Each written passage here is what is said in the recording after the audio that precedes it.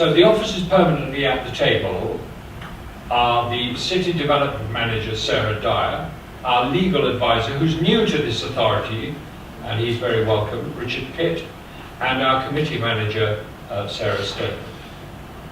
Other officers will join us throughout the course of the meeting, and I will introduce them at the start of relevant agenda items. Can I remind all those present of the importance of using the microphones at all times when speaking?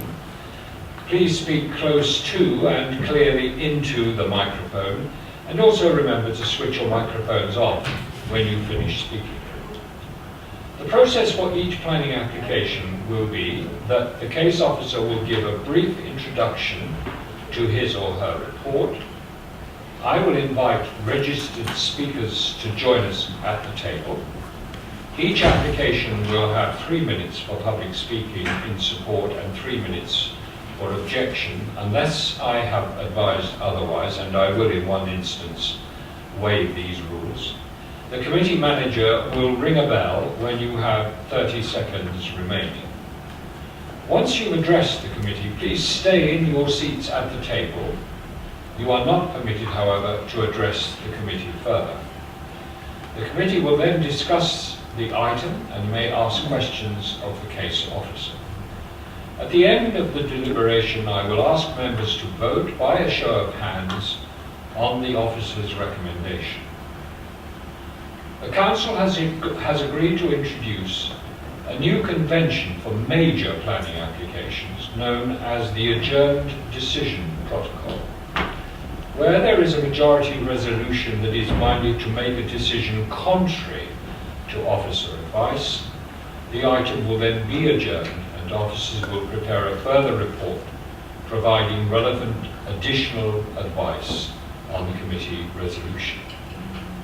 This would normally be brought back to the next available meeting, but may be delayed to a later meeting if external legal or technical advice needs to be sought. For the comfort of councillors, officers and the public, I may choose to call short breaks during the proceedings.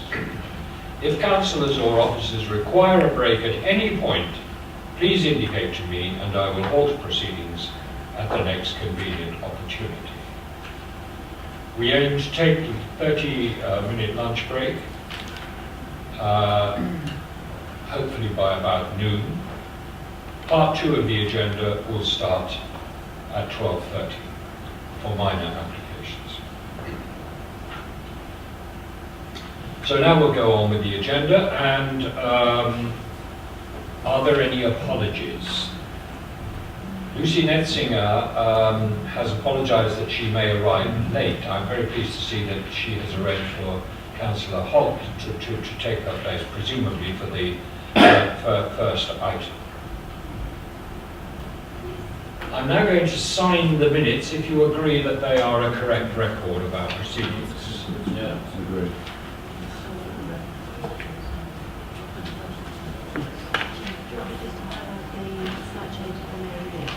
Yes, there is a slight change, amendment. Sarah. There was a slight amendment to the minutes since they were published in draft form on page 9 of the minutes. Underneath the Mill Street application, originally the minutes read, the committee received a representation and objection to the application from a resident of Mill Street. It was requested that this was slightly amended to read, a resident of Mill Street addressed the committee in objection to the application. This is as per what's in the minutes in front of you. Yeah.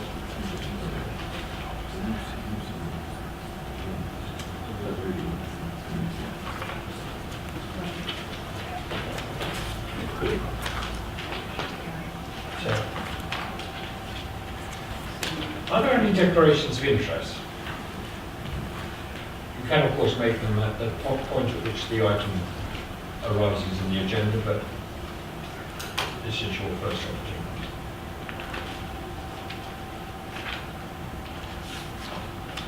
Will the public speakers for the first item please come to the table? They are Al Storer, Camps App, Alstora, I take it, or Camcycle. Can't believe that's your surname, Camcycle. Chair, Yeah, it's Roxanne DeBose speaking on behalf of Ulster Walking Recycling Company. And Mike Derbyshire, who is the agent. I'm now going to call upon the case officer, Sarah Dyer, to give her. Can everybody hear me okay?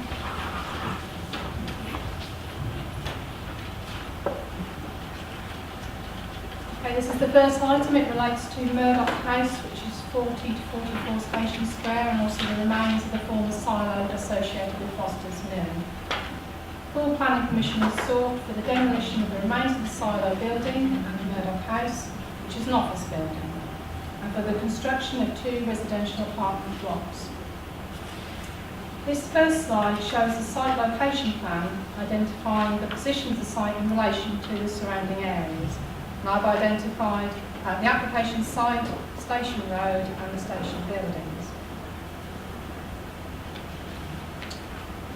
This slide shows the area around the application site, which is undergoing rapid change at the moment. This image shows the station building, which is undergoing works to provide a new ticket hall and significant improvements. Also shows the hotel and cycle park, which has been constructed and is now open. Also the new office building 1 Square, which is under development and will shortly be occupied. Also shows the Ceres housing development and the converted mill building. The approved scheme for 5060 Station Road is also shown at bottom right, which is about to start work on site. Before I take you through the scheme, I'd like to look at planning policy context for CB1. The area was allocated as an area of major change in the 2006 local plan and is identified in the spatial strategy for the city. This identifies the station area as a mixed-use city district around an enhanced transport interchange. I've argued in my report that it is essential for the current scheme to be seen in this context. This is not like other development areas in the city centre. The opportunity to bring about the completion of Station Square is a very significant material consideration in my view. I have carefully considered the issues of development viability and affordable housing. This slide shows part of Policy 5.5 of the local plan. I've underlined the section relating to consideration of development viability because this cannot be avoided. The policy does not require that 40% of housing is provided as affordable housing in every case. If it can be demonstrated through the analysis of viability information that a scheme is unviable if affordable housing is included either at a reduced level or none at all, then the application is not contrary to policy. The Council has employed independent consultants to review the information provided by the applicants. The consultant's conclusion is that the applicant's claim that the proposed development would generate a lower land value than alternative development is sound. The applicants have demonstrated that the development is not viable if affordable housing is included. In fact, they have demonstrated that the scheme is not viable at all. The viability assessment is based on current values. I recommend a combined approach of a pre-implementation review linked to the construction of the new blocks and a post-completion review, otherwise known as a clawback clause. This would allow for any changes in the forecast values and costs to prompt a reassessment of the development's capacity to support affordable housing.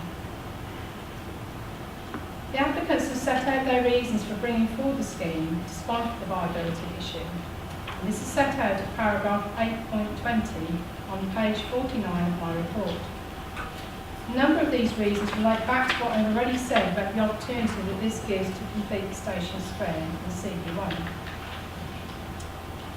In my report, I've looked at the issue of delivery of a sustainable form of development. At page 51, there is a table which sets out the mix of affordable and private housing across the station redevelopment area. This demonstrates that providing a purely private residential scheme on this site will still deliver a mixed form of development across CB1 with about 27% affordable housing. My view is that this amounts to sustainable development. CB1 is already a mixed-use community, and I accept this presents a challenge for estate management and ensuring that the needs of all residents are met. Notwithstanding the viability position, the applicants have agreed mitigation measures to assess the demands the new residents will make in the same way as any other planning application. This slide shows what has been agreed in summary and set out in more detail in my report. These provisions have been recommended by officers and specialist teams in the Council and comply with the Community Infrastructure Levy regulations. I will now go through the details of the application. This slide shows Murdoch House, which will be demolished as part of the development. I've argued at paragraph 8.24 the removal of this ugly building would be of a benefit to the area. This slide shows some history to the silo building. The silo building is on the list of buildings of local interest.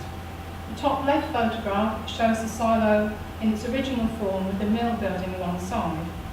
The top right photograph is from 2005, by which time a number of unsympathetic additions have been made to the silo building. However, the main building remained, and it was anticipated that it would be retained and reused in any future development. In 2005, planning permission was granted for the conversion of the silo into a historic, resource and cultural centre. This is shown on the lower images.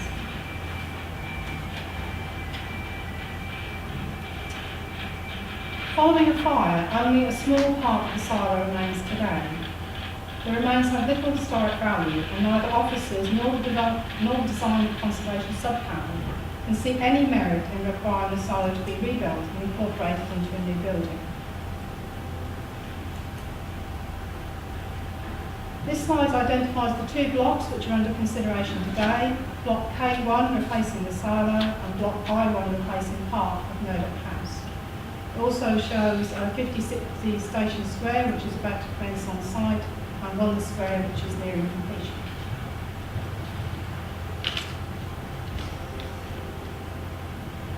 This slide looks at one of the key differences between the current proposals and that which were approved under the outline application in 2010. 2010 application included a number of parameter plans which set out, amongst other things, the layout of the development. And this slide shows the parameter plan layout in red and the proposed layout in grey. The approved development of 5060 Station Road and the realignment of the southern access road has resulted in a change to the position of Block I1.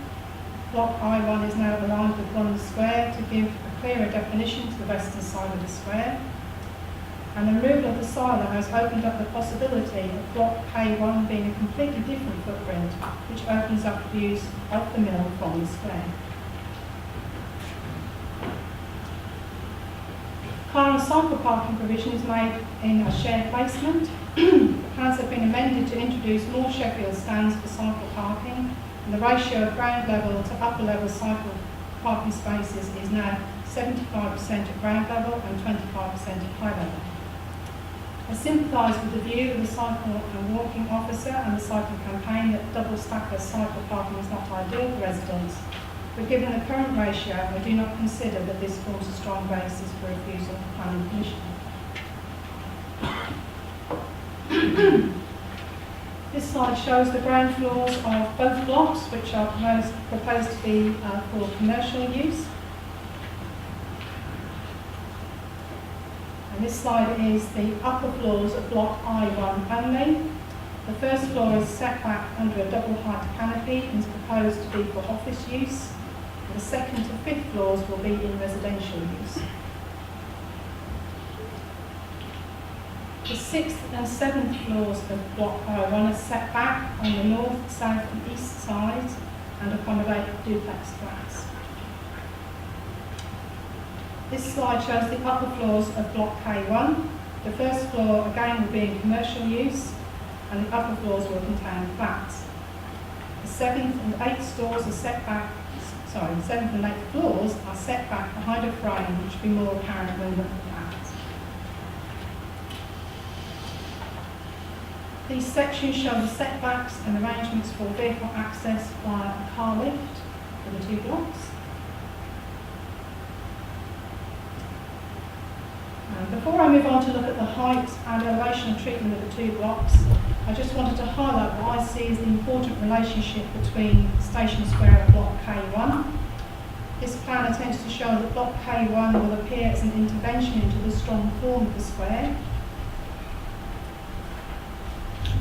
Its footprint will provide an interesting contrast to the rectangular shape of the square, and it will allow the mill to dominate. It will also provide an edge to the antechamber space, which is the public area to the rear of 5060 and the new block K1. Just to run through the elevations of the buildings. This is the elevation of, or the elevation, should I say, of K1 to Station Square. The building is 9 stories high, with the top 2 stories set back behind the frame. The approved parameter plans are a material consideration for the application, but it's a full application, so they do not need to be strictly adhered to. In the case of Block K1, the overall height of 30.2 metres sits within the parameter plan maximum height of 31.2 metres. This is the elevation of Block I1 to Station Square. The outline of 5060 Station Road is shown in the background. Block I1 exceeds the maximum parameter plan height of by 2.6 metres to its highest point. This is set out on page 57 of my report. The views of officers is that given the setback on upper floors and the contrasting materials, the height of the building is appropriate to its context. These are the elevations of Block K1 to the antechamber space, and similarly Block I1 to the antechamber space. Now I've got a number of CGIs that have been produced to help to illustrate the appearance of the scheme. These would not be approved plans, but I think they help in terms of understanding how it fits into its context.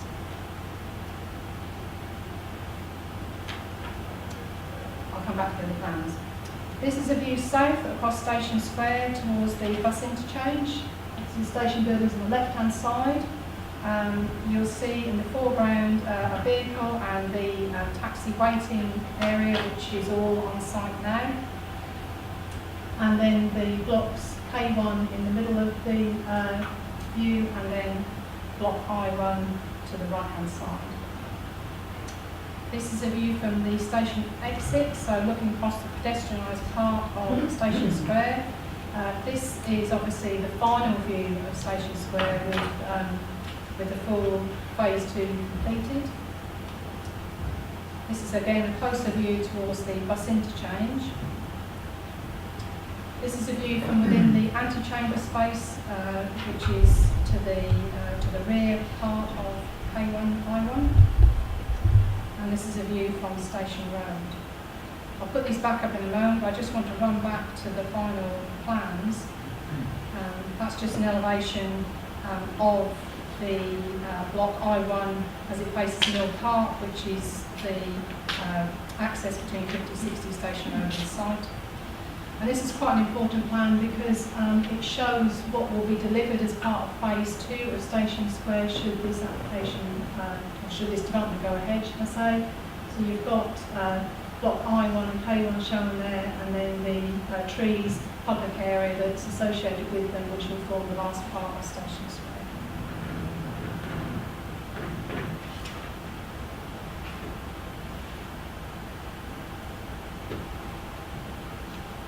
And finally, Chair, I'd just like to refer members to the amendment sheet where there are some additional letters of objection.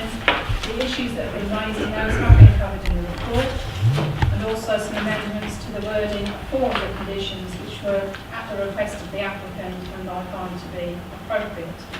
Finally, I'd like to introduce Jonathan Brooks, who is a member of the Urban Design and Conservation team. Jonathan and I have worked very hard on the design of these buildings, and He is here to assist me in responding to questions about design